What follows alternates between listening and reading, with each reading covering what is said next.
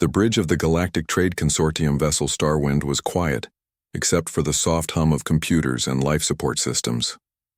Captain Velthar sat in his command chair, his blue tentacles moving slowly as he checked their flight path through the Outer Rim territories. The Krillian had been flying cargo ships for over 30 years, and he knew these routes like the back of his webbed hand. At the engineering station, Kim Tae bent over his work console, studying numbers and charts that scrolled across his screen. The human engineer had been with the crew for 2 years now, and his alien crewmates still found his behavior strange. Where other species would accept established flight paths and avoid dangerous areas, Tae always seemed to be looking for new routes and unexplored regions. "Still staring at those gravity readings, human?" asked Navigator Crixtall from her station. The tall, thin alien had 4 bright yellow eyes that could look in different directions at the same time. Right now, all 4 were focused on Tae with what might have been amusement. Tae looked up from his screen and pushed his black hair away from his eyes. "Just checking some patterns I noticed. Look at this." He touched his screen, and a large star map appeared on the main display at the front of the bridge. The map showed their current position in the Outer Rim, with trade routes marked in green lines and danger zones marked in red. But there was one area that was marked in deep black, a region of space that seemed to have no stars, no planets, nothing at all. "The Dead Zone," said Chief Medical Officer Yoon So as she walked onto the bridge.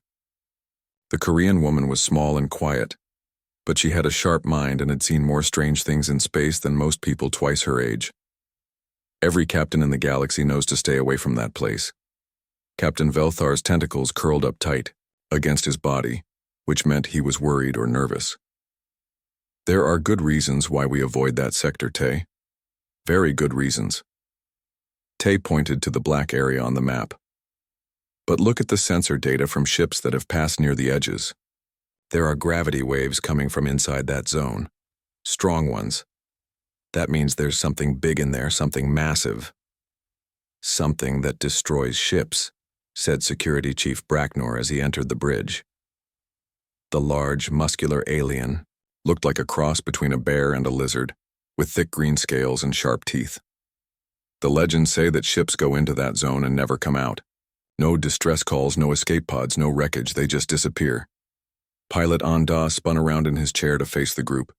The young Korean man was one of the best pilots in the Outer Rim, but even he looked nervous when talking about the Dead Zone. "My flight instructor told me stories about that place. He said even the military won't go near it. The big warships with heavy armor and powerful weapons, they all turn around when they get close." Tae pulled up more data on his screen. "I've been collecting information about that zone for months. Ships have been disappearing there for thousands of years, maybe longer. But look at this." He showed them a list of missing vessels. Most of these ships were carrying survey teams or mining equipment. They were looking for rare metals and energy sources. Communications Officer Lee Bo leaned forward to get a better look at the data. She was quiet most of the time, but she had a good head for numbers and patterns. "If even one of those cargo ships is still intact somewhere in that zone, the rare materials on board would be worth more than our ship makes in 10 years. Trade Liaison. Texula, a slug-like alien with multiple arms, made a sound that might have been interest. The profit potential would be significant. Some of those metals are used in faster-than-light engines. Very expensive, very rare." But Captain Velthar shook his head firmly. "Every spacefaring species has learned to avoid that region. The hegemony has been exploring space for 50,000 years, and they won't go near it. The consortium has been trading for 20,000 years, and we mark it as a no-fly zone. There's a reason for this, Tae. Our ancestors learned these lessons with their lives." Tae nodded respectfully, but his eyes were still bright with curiosity. "Captain, with all respect, humans have only been flying between the stars for about 200 years. We don't have 50,000 years of wisdom telling us to be afraid. Maybe that's exactly what we need to figure out what's really in there." The bridge fell silent. Everyone looked at the star map, at the black zone that had been feared for so long that most people had forgotten why they were afraid of it. They just knew that ships went in and never came out. Engineer Park Ji spoke up from his station near the back of the bridge. The gravity readings are definitely real. Something big is in there. Something that's been there for a very long time. If we could just get close enough to scan it properly. Systems analyst Bin, a quiet woman who rarely spoke unless she had something important to say, looked up from her computer. The energy patterns suggest advanced technology. Very advanced. Much more advanced than anything we have now. Captain Velthar was quiet for a long time, his tentacles moving slowly as he thought. Finally he spoke. If we were to approach that zone, and I'm only saying if, we would need to be very careful. We would stay at the very edge, run quick scans, and leave immediately if anything seemed dangerous. Tay tried not to smile too widely. Of course, Captain, just a quick look. 3 hours later, the crew gathered in the main conference room. The space was cramped with so many different species trying to fit around one table. Captain Velthar sat at the head, his tentacles spread across the surface as he studied the data that Tay had prepared for the meeting. The holographic display in the center of the table showed a 3-dimensional map of the dead zone. Red dots marked the last known positions of ships that had disappeared over the past 1,000 years. There were hundreds of them, maybe thousands. "This is madness," said Security Chief Bracknor, his deep voice rumbling through the room. "You want us to fly into a region that has swallowed entire fleets. The hegemony lost 3 battleships in that area 500 years ago. Battleships, Tay. Ships with enough firepower to destroy small moons." Tay stood beside the display using a laser pointer to highlight different areas of the map. But look at the pattern of disappearances. Most of the lost ships were military vessels or official exploration craft. They followed standard protocols, used normal approach patterns, transmitted identification signals. "As they should," said Navigator Krickstall. "Those protocols exist for good reasons. They keep ships safe."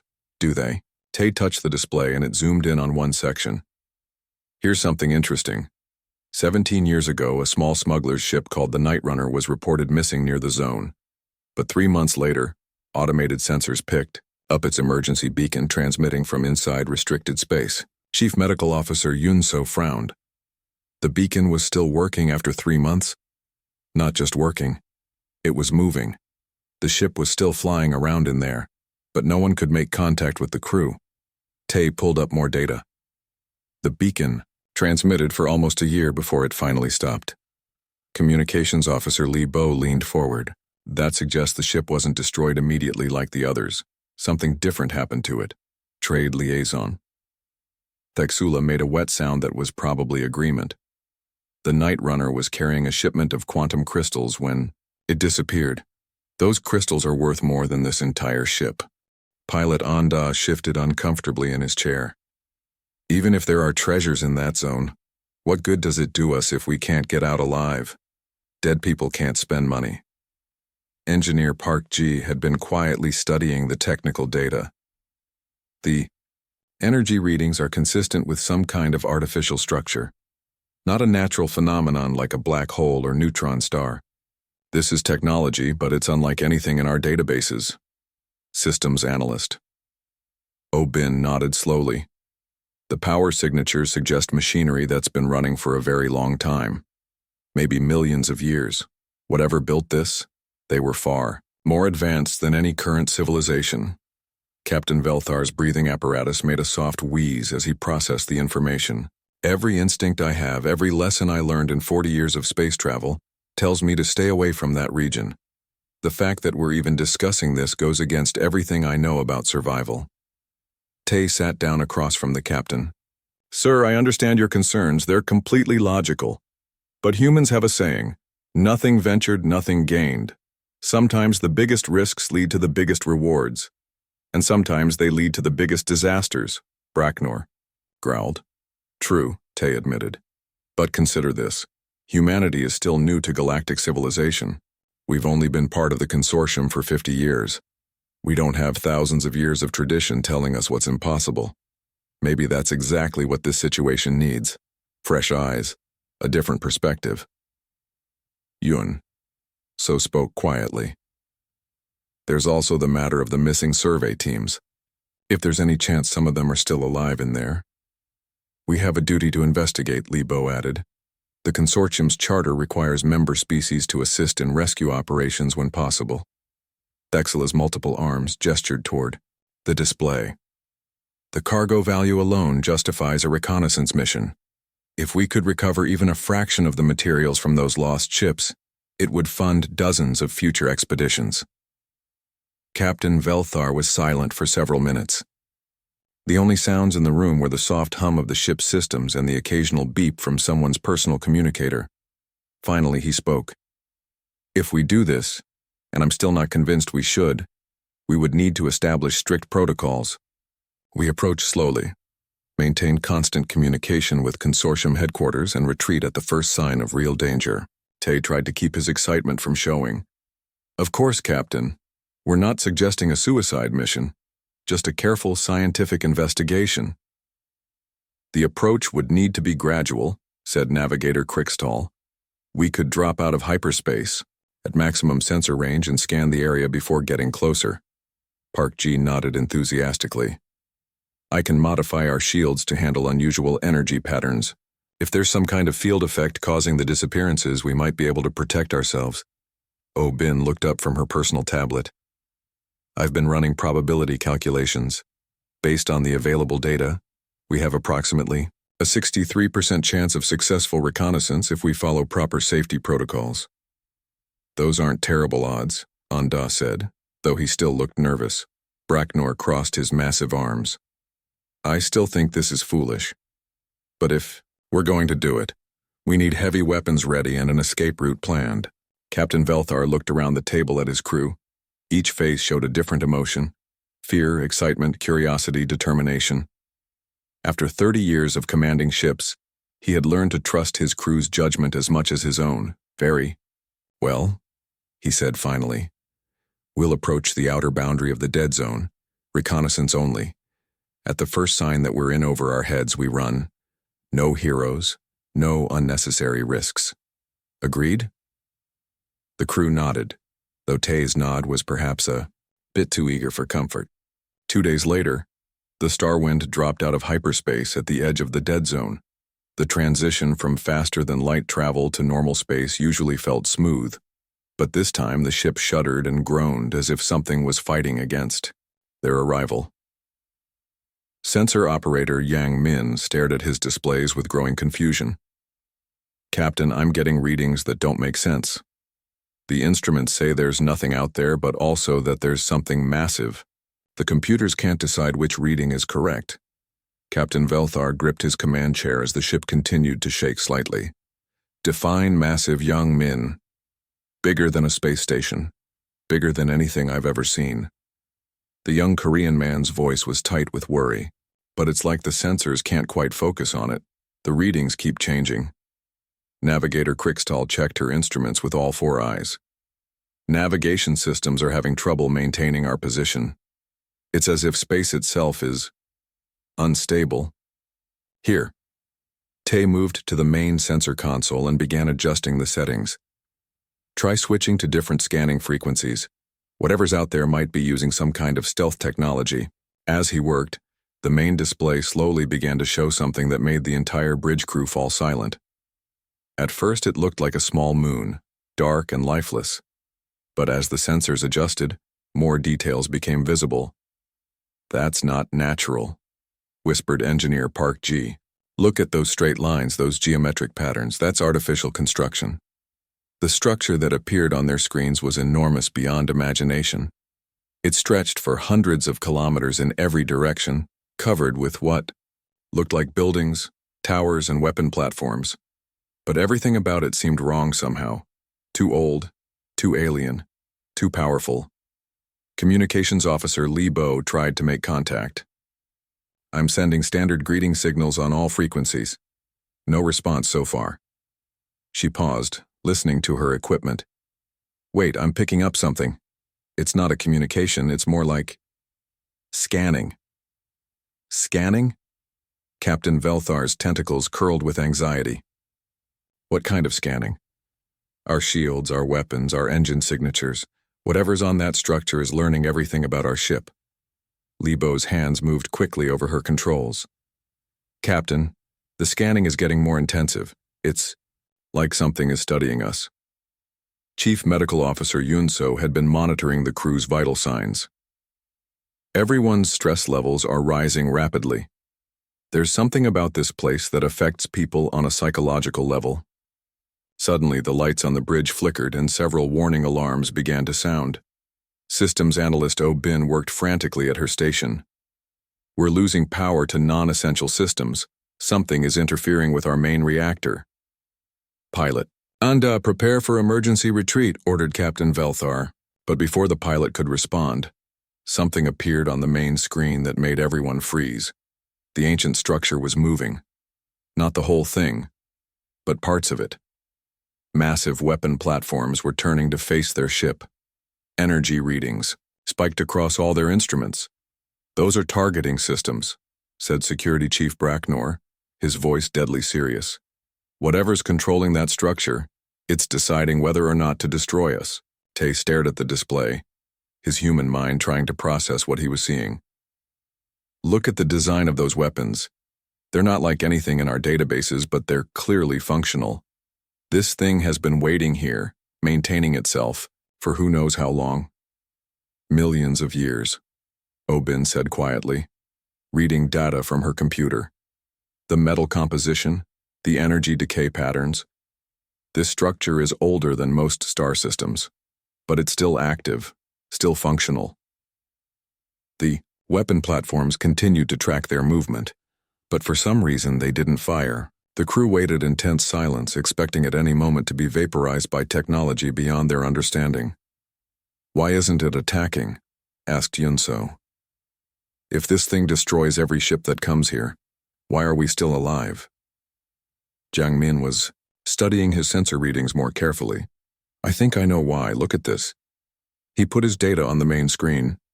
The structure is running analysis programs. It's not just scanning us, it's thinking about us. Thinking? Captain Velthar didn't like the sound of that. It's an artificial intelligence, Tay realized. This whole structure is one giant computer system, and it's trying to figure out what we are and how dangerous we might be. Park Ji had been monitoring their ship's systems. Whatever it's doing, it's affecting our equipment in strange ways. Some systems are working better than normal, others are completely offline. It's like the structure is testing us. Li Bo looked up from her communication station. I'm receiving data transmissions, but not in any language I recognize. The computer is trying to translate, but it's having trouble. This is definitely not from any known civilization. How is that possible? Asked Anda. The galactic databases contain information about every species that's ever achieved space travel. Not every species, Tay said quietly. Only the ones that survived long enough to be recorded. This structure could be from a civilization that died out millions of years ago. The massive alien construct continued its silent examination of their ship. Weapon systems remained trained on them but still held fire. It was as if the ancient intelligence was trying to solve a puzzle, figuring out what these newcomers represented and whether they posed a threat. Captain, said Obin, her voice filled with awe and fear, I think we've found the answer to why ships disappear in this zone. This structure doesn't just destroy intruders. It studies them, learns from them, and then decides what to do with them. And what has it decided about us? Captain Velthar asked, though he wasn't sure he wanted to know the answer. As if responding to his question, new energy readings appeared on their sensors. The ancient Guardian was powering up its weapons. The bridge of the Starwind erupted in controlled panic as warning lights flashed red and alarms blared. The ancient structure's weapon systems were charging up, and energy readings on their instruments climbed to dangerous levels. All hands, prepare for emergency jump to hyperspace, Captain Velthar ordered, his tentacles moving rapidly over his command controls. Pilot Anda, get us out of here now. Anda's hands flew over his flight controls, but nothing happened. Captain, the hyperspace drive isn't responding. Something is blocking our jump engines. Security Chief Bracknor was already at his weapons station. Shields at maximum power. All weapons online and ready to fire.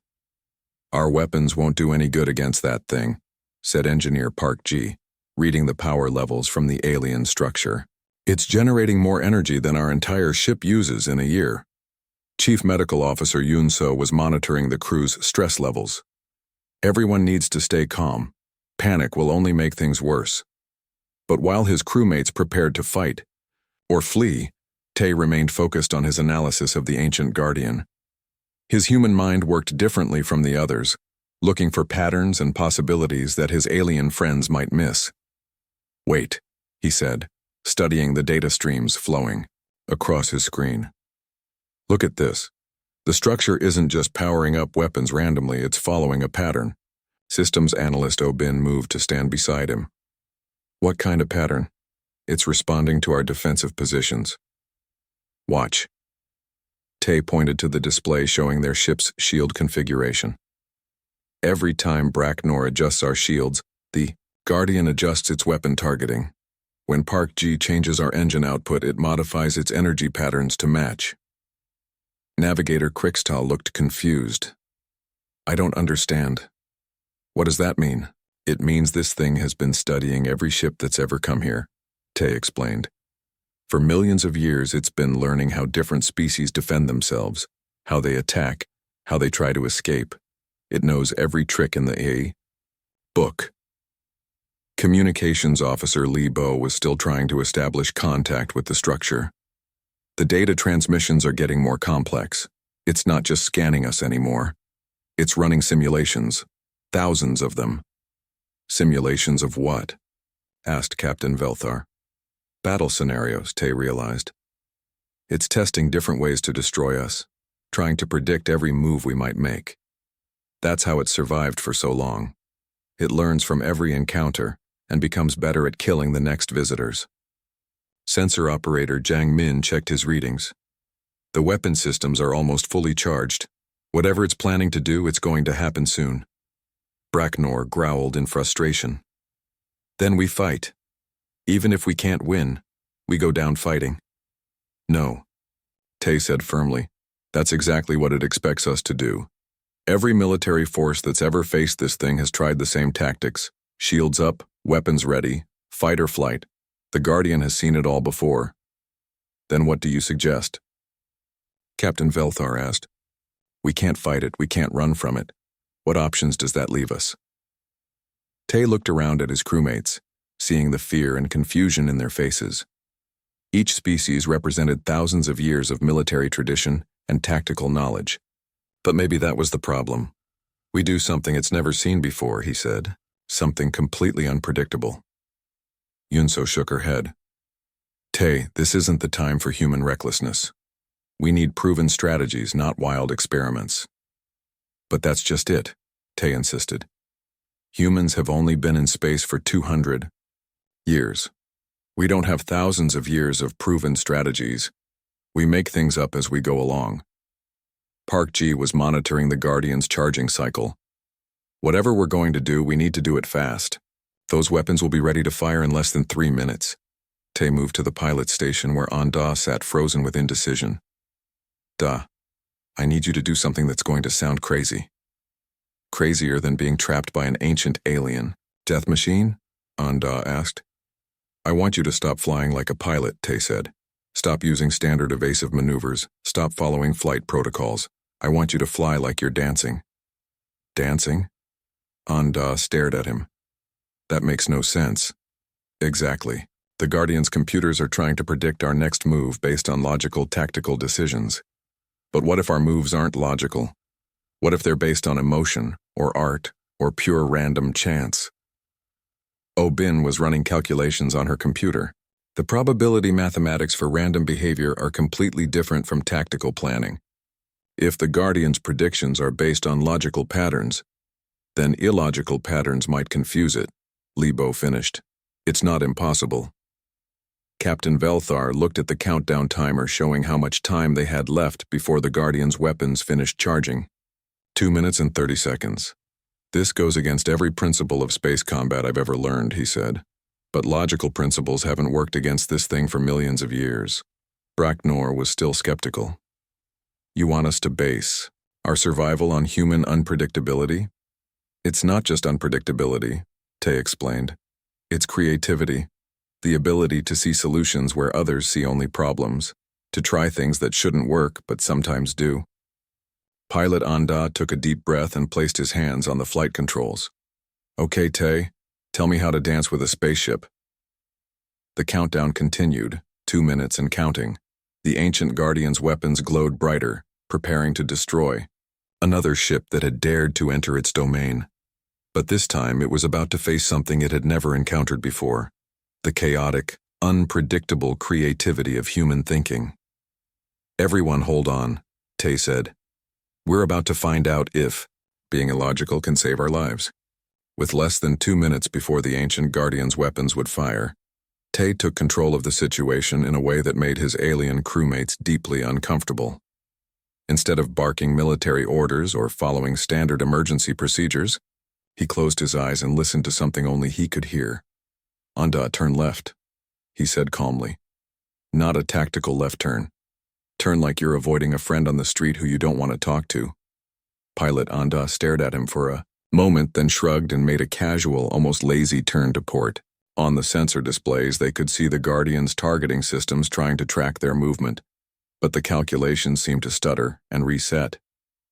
It's working, whispered systems analyst Bin, watching the data streams. The Guardian's prediction algorithms are having trouble processing our course changes. Now speed up, Tay continued, his eyes still closed as if he was listening to music only he could hear. But not like you're running away. Speed up like you just remembered you're late for dinner with your grandmother. Anda increased their velocity with a smooth, organic acceleration that had nothing to do with evasive flight patterns.